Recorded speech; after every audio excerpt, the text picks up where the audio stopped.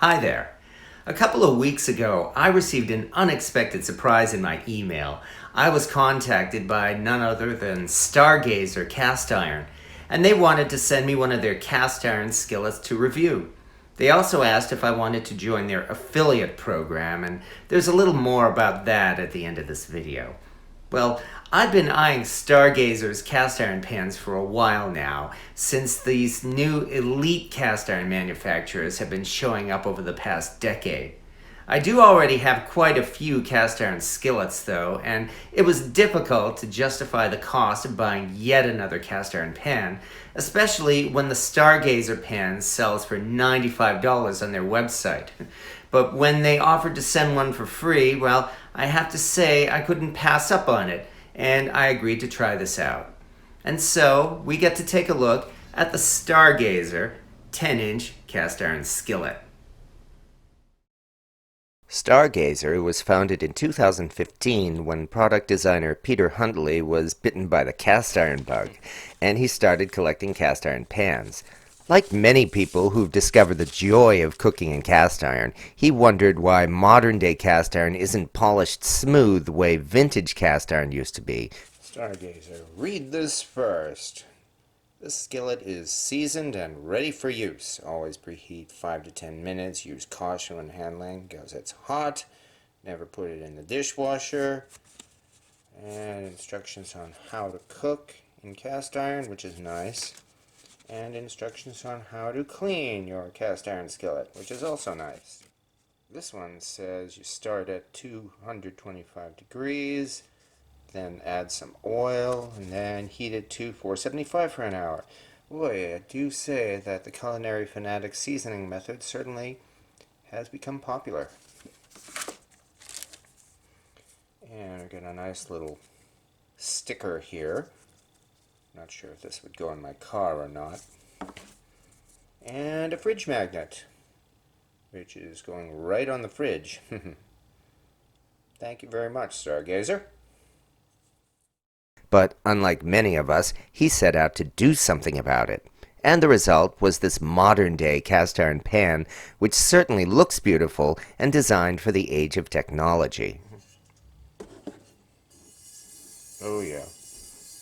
And the surface here, well, as they say, it is indeed very, very smooth. So smooth that I'm wondering how well it will hold up with additional seasoning. But I guess all we can do is find out. The rest of the surface here is not as smooth, which is no big deal. Fits nicely. And as has been noted already, it has this little gap here, especially to help keep the handle cool as this thing cooks, which is nice. And it has a lifting handle with the Stargazer logo. Made in USA, and it has what appears to be a serial number. Modern day cast iron is certainly appealing to the collector's market. And note the size, 10.5 inches, which is actually a wee bit more than a 10.25 inch lodge pan, though maybe that includes the lip. Of course, there is something about this logo that I find rather appealing. And likewise, the serial number on the bottom here. Well, that's not the same as this. This may be the model number, and this would be the serial number. An important part of the design they're really proud of is this pronounced lip around the entire edge of the pan. The Stargazer doesn't have a pour spout like other skillets, and you're supposed to be able to pour liquid and grease over the edge at any angle with this lip. The weight of this pan is exactly 5¼ ounces, which happens to be the same as a modern lodge skillet. So it's not as light as a vintage pan, though I actually prefer the heavier cast iron pans as I feel they heat up better. This lodge lid would fit perfectly on a large skillet. Does not quite fit on this.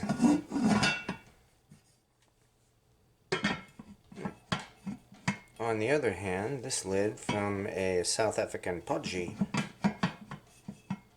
seems to fit it pretty darn good. So unless you happen to own a pudgy, you're going to have to find a unique sized lid for this. Well, that can be done. Look in thrift stores long enough and you'll certainly find a glass lid that will fit this. However, regardless of the size of the lid and the smooth cooking surface here,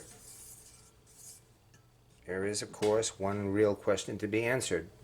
How well does this cook? Well, let's find out. Hi there, and welcome to the first cook with the new Stargazer cast iron skillet. I've had this heating on the stove at medium for a while to get this pan good and hot, and this pan came pre-seasoned, although it looks like the seasoning is already becoming discolored with the first heating up. Well, that shouldn't matter too much because, of course, once we cook some grease in this, that should get this nice and seasoned. Meanwhile, this pan has become hot enough that even the end of the handle here is still pretty hot, so I will definitely need a pot holder for this. And of course, the real question is, what's the very first thing you cook in a cast iron skillet? What else but bacon? I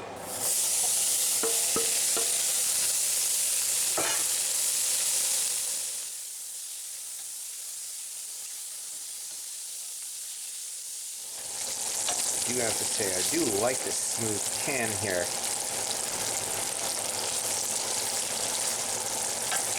It's like this is sliding across the pan like glass.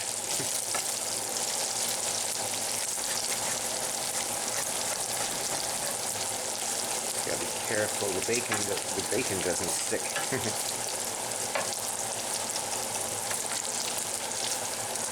Fortunately, it doesn't seem like there'll be much of a chance of that happening.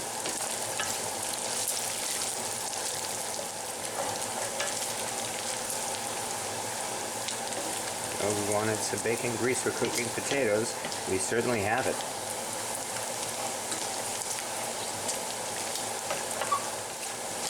And once this bacon is good and crisp, we will move on to the potatoes.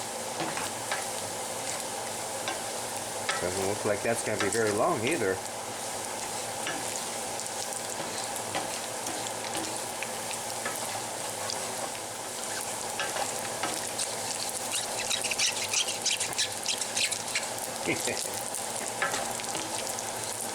I guess you could say that's the sound of a smooth pan.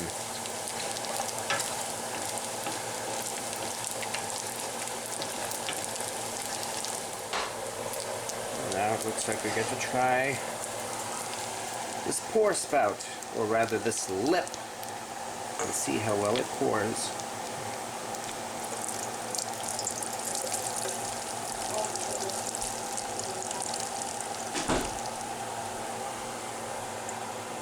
It actually poured very nicely. You know, we didn't get that dripping over the side that you get with most pour spouts.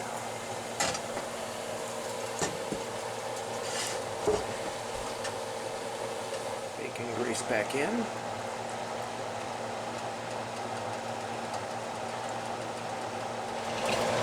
Now for the potatoes.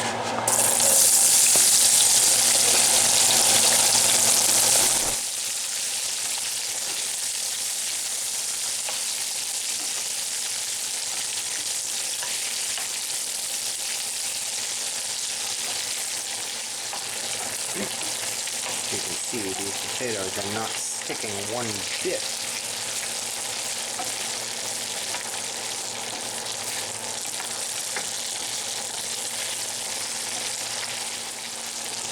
And here's something else that fits this Stargazer pan nicely. A lid to a Wagner aluminum Dutch oven. Now we can just let this braise for just a few minutes.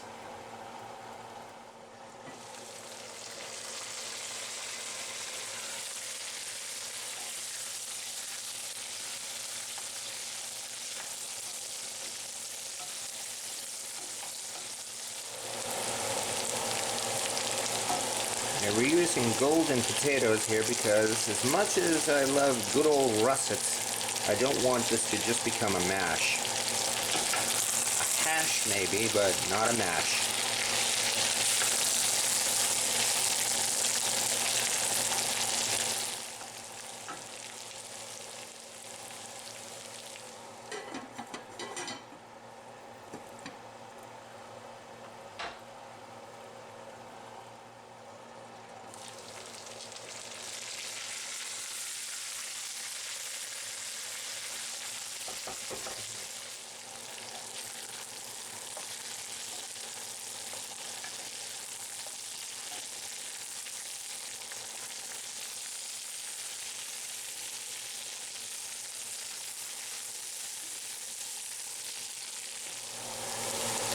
Some salt, fresh pepper,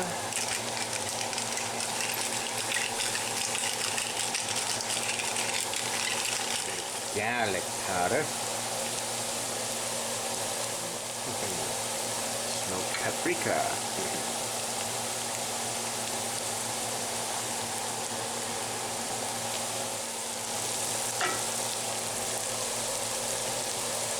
and the bacon.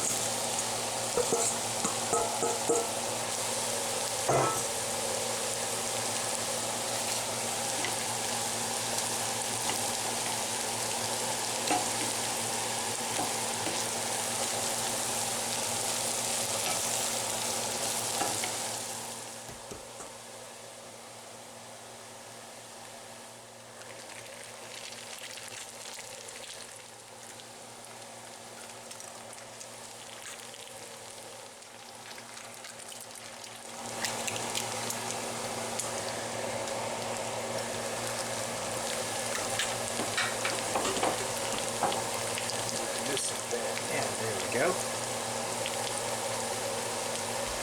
This, on top of this, rearrange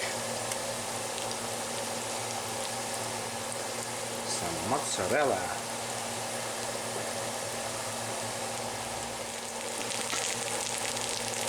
Let me cover it once again.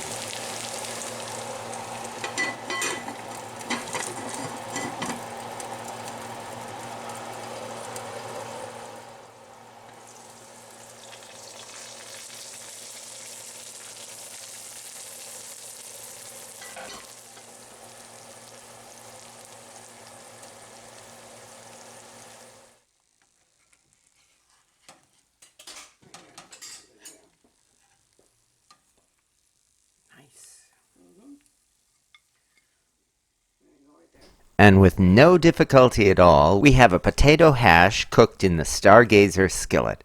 Nothing stuck at all, and this brand new skillet was about as non-stick as a cast iron pan can get. Well, this is what I get for being lazy. I didn't bother washing off the Stargazer skillet last night, and when I came home today, I learned my roommate used it to make some pork rice. So definitely we get to see how well this new Stargazer cleans up. Oh, for the record, cooking with it last night seems to have done quite a job on the initial seasoning underneath. Well, we'll have to take care of that. I've been using this chainmail scrubber since I received it on Christmas of 2012, and it still works as good as new.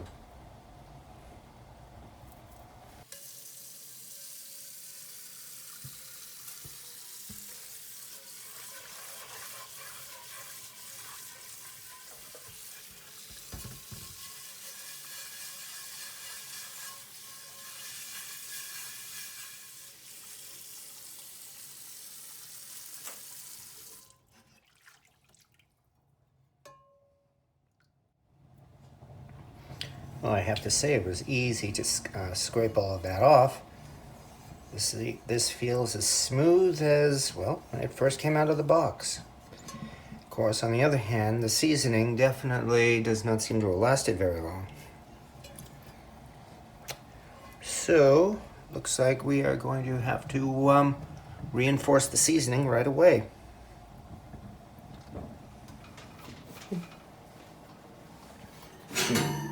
Sorry, you get to sit on top of the stove for this. Alright, here is the Stargazer.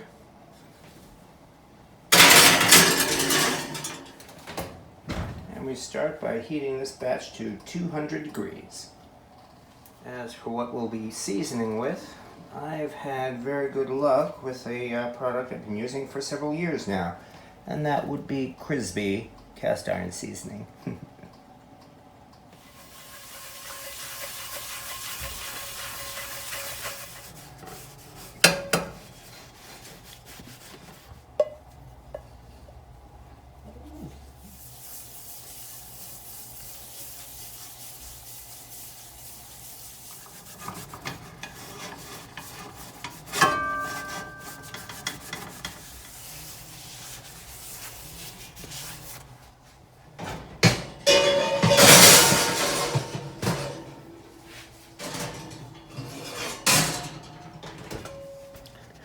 And we wipe it off again.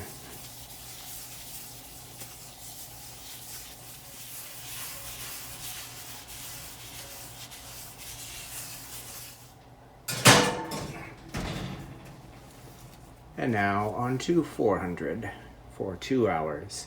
And at last, all cleaned up, here is our Stargazer cast iron skillet.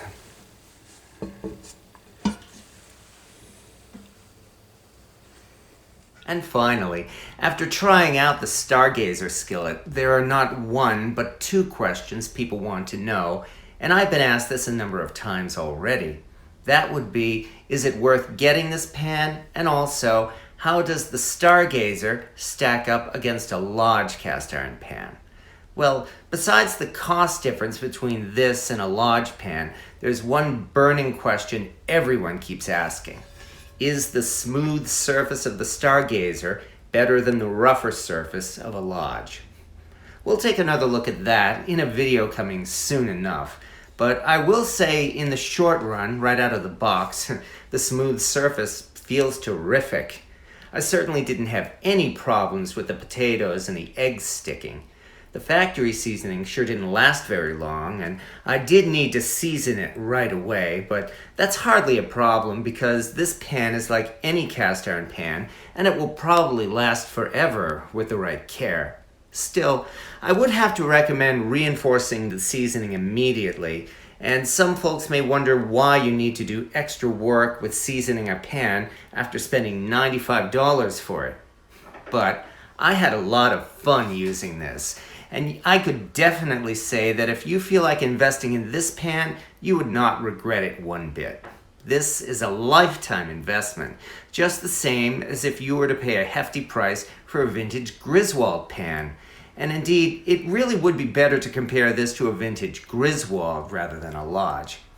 This pan definitely lives up to its promise, and when you use a Stargazer cast iron pan, you can be sure you'll be returning to this pan again and again. I do have quite a few vintage skillets in my collection, and I'm always looking for reasons to use them, but even so, I'm going to be tempted to use this Stargazer pan quite a bit, probably even more than my Finex skillet. They do need to produce their own lid for this pan, though I did find a lid that's a perfect fit. And that means you can do everything with this pan that you would ever want to do with a cast iron skillet. The Stargazer cast iron skillet definitely rates a thumbs up. Thank you for watching, and we'll be seeing more of this pan very soon.